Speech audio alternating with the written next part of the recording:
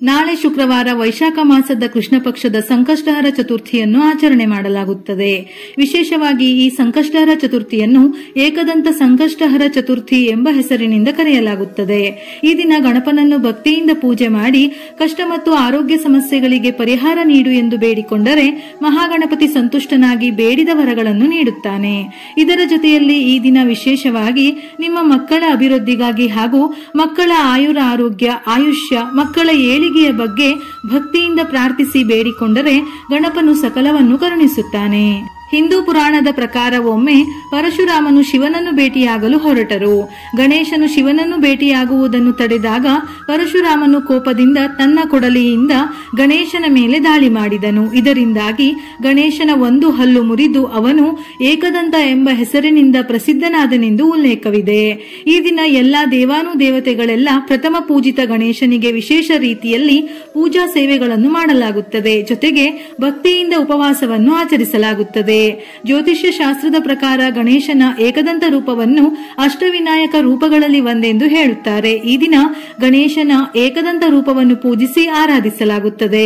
ಚತುರ್ಥಿ ತಿಥಿ ಸಮಯ ಮೇ 16ನೇ ತಾರೀಕು ಬೆಳಗಿನ ಜಾವ 4:02 ಪ್ರಾರಂಭವಾಗಿ ಮೇ 17ನೇ ತಾರೀಕು ಬೆಳಗಿನ ಜಾವ 5:13 ಮುಕ್ತಾಯವಾಗುತ್ತದೆ. ಚಂದ್ರೋದಯದ ಸಮಯ ಮೇ 16ರ ರಾತ್ರಿ 10:39. ಚಂದ್ರೋದಯದ ಸಮಯವನ್ನು ಗಣನೆಗೆ ತೆಗೆದುಕೊಂಡಾಗ ಮೇ 16 ಶುಕ್ರವಾರದ ದಿನವೇ ಸಂಕಷ್ಟ ಚತುರ್ಥಿಯನ್ನು ಆಚರಿಸಲಾಗುತ್ತದೆ.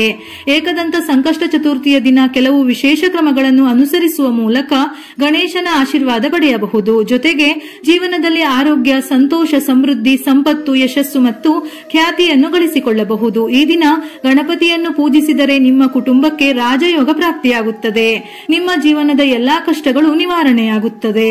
ಗಣೇಶನಿಗೆ ಇಷ್ಟವಾದ ಗಿಡ ಮತ್ತು ಹೂವುಗಳಲ್ಲಿ ಎಕ್ಕದ ಹೂವು ಅಥವಾ ಎಕ್ಕದ ಗಿಡವು ಒಂದು.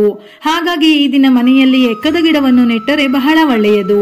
ಇದರ ಜೊತೆಯಲ್ಲಿ ಈ ದಿನ ಎಕ್ಕದ ಗಿಡಕ್ಕೆ ಅರಿಶಿನ ಮಿಶ್ರಿತ ನೀರನ್ನು ಹಾಕಬೇಕು. ಇದರಿಂದ ಮದುವೆಗಾಗಿ ಕಾಯುತ್ತಿರುವವರು ಅಥವಾ ಬೇಗ ಮದುವೆಯಾಗಲು ಬಯಸುವವರಿಗೆ ಶೀಘ್ರವೇ ಕಂಕಣ ಭಾಗ್ಯ ಕೂಡಿ ಬರುತ್ತದೆ.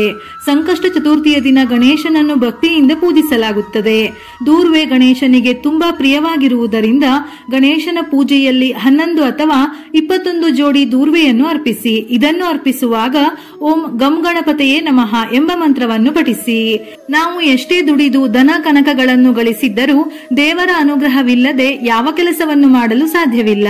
ಹಾಗಾಗಿ ಈ ದಿನ ಸ್ವಂತ ಮನೆಯ ಕನಸನ್ನು ನನಸಾಗಿಸಲು ತಪ್ಪದೆ ಬೆಳಿಗ್ಗೆ ಸ್ನಾನ ಮಾಡಿ ಶುದ್ಧವಾದ ನಂತರ ದೇವರ ಮನೆಯಲ್ಲಿ ದೀಪವನ್ನು ಬೆಳಗಿ ಗಣೇಶನ ವಿಗ್ರಹ ಅಥವಾ ಫೋಟೋ ಇದ್ದರೆ ಭಕ್ತಿಯಿಂದ ಪ್ರಾರ್ಥಿಸಿ ತುಪ್ಪದ ದೀಪವನ್ನು ಹಚ್ಚಿ ಸಂಕಲ್ಪದ ಸಮೇತ ಅಂದರೆ ಸ್ವಂತ ಮನೆ ಕಟ್ಟಿಸುವಂತಾಗಲಿ ಅಥವಾ ಮನೆ ಕಟ್ಟಿಸಲು ಯಾವುದೇ ರೀತಿಯ ಅಡ್ಡಿಗಳು ಬರದಂತೆ ಸುಸೂತ್ರವಾಗಿ ಮನೆ ಕಟ್ಟುವಂತಾಗಲಿ ಎಂದು ಶ್ರದ್ಧೆಯಿಂದ ಸಂಕಲ್ಪ ಮಾಡಿ ಶ್ರೀ ಗಣೇಶ ಪಂಚರತ್ನ ಸ್ತೋತ್ರವನ್ನು ಭಕ್ತಿಯಿಂದ ಪಠಿಸಬೇಕು. ಇದರಿಂದ ನಿಮ್ಮ ಸ್ವಂತ ಮನೆಯನ್ನು ಕಟ್ಟುವ ಕನಸು ನನಸಾಗುತ್ತದೆ. ಸಂಕಷ್ಟಹರ ಚತುರ್ಥಿಯನ್ನು ಉಪವಾಸದ ಸಮೇತ ಆಚರಿಸಿದರೆ ಯಾವುದೇ ದೋಷಗಳಿದ್ದರೂ ಸಂಪೂರ್ಣವಾಗಿ ನಿವಾರಣೆಯಾಗುತ್ತದೆ. ನಾಳೆ ಗಣೇಶನ ಹೆಸರು ಹೇಳುತ್ತಾ 21 ಅಥವಾ 108 ಗರಿಕೆಯನ್ನು ಅರ್ಪಿಸಿದರೆ ತುಂಬಾ ಶ್ರೇಷ್ಠ. ಕುಂಕುಮವನ್ನು ಅರ್ಪಿಸಿ. ಗಣೇಶನಿಗೆ ಕುಂಕುಮವನ್ನು ಅರ್ಪಿಸುವುದು ತುಂಬಾ ಶುಭವೆಂದು ಹೇಳುತ್ತಾರೆ. ಇದರಿಂದ ಆರೋಗ್ಯ ಸಮಸ್ಯೆಗಳಿದ್ದಲ್ಲಿ ಪರಿಹಾರವಾಗುತ್ತದೆ. ಶಮಿ ಎಲೆ ಗಣೇಶನಿಗೆ ತುಂಬಾ ಪ್ರಿಯವೆಂದು ಹೇಳುತ್ತಾರೆ. ಹಾಗಾಗಿ ಏಕದಂತ ಸಂಕಷ್ಟ ಚತುರ್ಥಿಯ ದಿನ ಶಮಿ ಎಲೆಗಳನ್ನು ಗಣೇಶನಿಗೆ ಅರ್ಪಿಸಿ. ಶಮಿ ಮರವನ್ನು ಪೂಜಿಸುವುದು ಕೂಡ ಶುಭ ಫಲಗಳನ್ನು ನೀಡುತ್ತದೆ. ಇದರಿಂದ ಯಾವುದೇ ರೀತಿಯ ಕಷ್ಟಗಳು ಮತ್ತು ಶನಿ ದೋಷಗಳಿದ್ದರೆ ನಿವಾರಣೆಯಾಗುತ್ತದೆ. ಜಾತಕದಲ್ಲಿ ಏನೇ ದೋಷಗಳಿದ್ದರೂ ಅಥವಾ ಮಂಗಳ ದೋಷದಿಂದ ತೊಂದರೆಗೊಳಗಾದವರು ಈ ದಿನ ಶಮಿ ಮರಕ್ಕೆ ಪ್ರದಕ್ಷಿಣೆ ಹಾಕಿದರೆ ಸಾಕು, ನಿಮ್ಮ ಜಾತಕದಲ್ಲಿರುವ ಎಲ್ಲಾ ದೋಷಗಳು ನಿವಾರಣೆಯಾಗುತ್ತದೆ.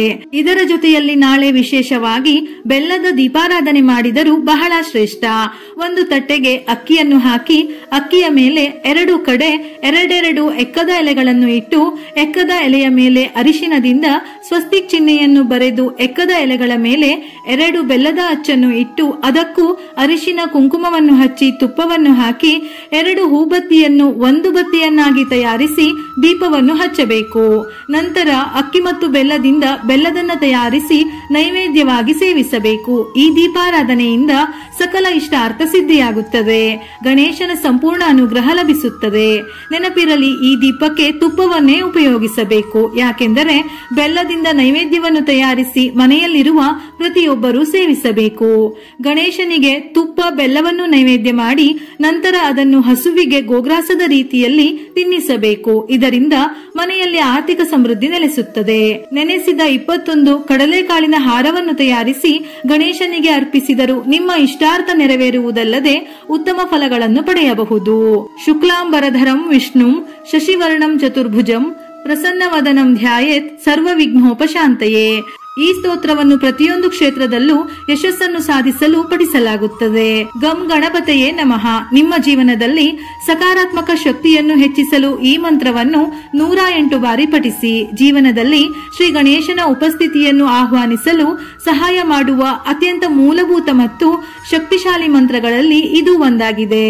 ಇದರ ಜೊತೆಯಲ್ಲಿ ಸಂಕಷ್ಟಹರ ಚತುರ್ಥಿಯ ಕಥೆಯನ್ನು ತಪ್ಪದೆ ಈ ದಿನ ಓದಲೇಬೇಕು.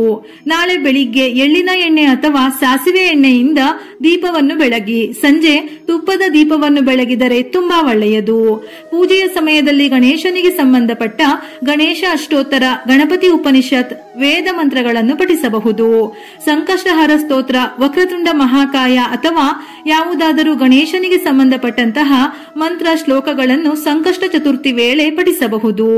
ಯಾವುದೂ ಇಲ್ಲವೆಂದರೂ ಗಣೇಶನ ಪೂಜೆಗೆ ಕೆಂಪು ದಾಸವಾಳ ಹೂವನ್ನು ಅರ್ಪಿಸಿ ಪೂಜಿಸಿದರೂ ಸಾಕು, ಗಣೇಶ ಸಂತೃಪ್ತನಾಗುತ್ತಾನೆ. ಮನೆಯಲ್ಲಿ ಗಣಪತಿಯ ವಿಗ್ರಹವಿದ್ದರೆ ನಾಳೆಯ ದಿನ ಹಾಲಿನಿಂದ ಅಭಿಷೇಕ ಮಾಡಿ ಗಣಪತಿಗೆ ದೂರ್ವೆಯನ್ನು ಅರ್ಪಿಸಿ ತುಪ್ಪದ ದೀಪವನ್ನು ಬೆಳಗಿದರೆ ಸಾಲದ ಸಮಸ್ಯೆಗಳು ಕ್ರಮೇಣವಾಗಿ ನಿವಾರಣೆಯಾಗುತ್ತದೆ. ನಾಳೆ ವಿಶೇಷವಾಗಿ ಗಣೇಶನಿಗೆ ಮೋದಕವನ್ನು ಅರ್ಪಿಸಿದರೆ ಬುಧ ಗ್ರಹಕ್ಕೆ ಸಂಬಂಧಪಟ್ಟಿರುವ ದೋಷಗಳು ನಿವಾರಣೆಯಾಗಿ ಸಂಪತ್ತು ವೃದ್ಧಿಯಾಗುವುದು. ಏಕದಂತ ಸಂಕಷ್ಟ ಚತುರ್ಥಿಯ ದಿನದಂದು ಗಣಪತಿಗೆ ಬೆಲ್ಲದ ಲಡ್ಡುಗಳನ್ನು ಅರ್ಪಿಸುವುದರಿಂದ ವ್ಯಾಪಾರದಲ್ಲಿ ಯಶಸ್ಸು ದೊರೆಯುತ್ತದೆ. ಬೆಲ್ಲವನ್ನು ಸಮೃದ್ಧಿ ಮತ್ತು ಯಶಸ್ಸಿನ ಸಂಕೇತವೆಂದು ಹೇಳುತ್ತಾರೆ. ಇದರಿಂದ ಗಣಪನ ಆಶೀರ್ವಾದ ದೊರೆಯುತ್ತದೆ. ಇದು ವ್ಯವಹಾರದಲ್ಲಿ ಹೆಚ್ಚಿನ ಗಳಿಕೆ ಅಂದರೆ ಹಣಕಾಸಿನ ವಿಷಯದಲ್ಲಿ ಯಾವುದೇ ಅಡೆತಡೆಗಳಿದ್ದರೂ ನಿವಾರಣೆಯಾಗಿ ವೃದ್ಧಿಯಾಗುತ್ತದೆ. ಇನ್ನು ಸಂಜೆ ಚಂದ್ರೋದಯದ ಸಮಯದಲ್ಲಿ ಚಂದ್ರನಿಗೆ ತಪ್ಪದೆ ಅರ್ಘ್ಯವನ್ನು ಅರ್ಪಿಸಿ ನಮಿಸಿ ಸಂಕಷ್ಟಹರ ಚತುರ್ಥಿಯ ವ್ರತವನ್ನು ಸಂಪೂರ್ಣಗೊಳಿಸಬೇಕು. ಒಂದು ವೇಳೆ ವ್ರತವನ್ನು ಮಾಡದೇ ಇದ್ದರೂ ಸಹ ಈ ಮೇಲಿನ ಪರಿಹಾರಗಳನ್ನು ಸಂಕಷ್ಟಹರ ಚತುರ್ಥಿಯ ದಿನ ಮಾಡಿದರೆ ದುಪ್ಪಟ್ಟು ಫಲ ಸಿಗುವುದಲ್ಲದೆ ಗಣೇಶನ ಸಂಪೂರ್ಣ ಅನುಗ್ರಹ ಪ್ರಾಪ್ತಿಯಾಗುತ್ತದೆ. ವಿಡಿಯೋ ಇಷ್ಟ ಆಗಿದ್ದಲ್ಲಿ ಮರೆಯದೆ ಲೈಕ್ ಕೊಟ್ಟು ನಿಮ್ಮವರಿಗೆ ಶೇರ್ ಮಾಡಿ. ಇದೇ ರೀತಿಯ ಮನಮುಟ್ಟುವ ಉಪಯುಕ್ತ ಮಾಹಿತಿಗಳಿಗಾಗಿ ಮತ್ತೆ ಭೇಟಿಯಾಗೋಣ.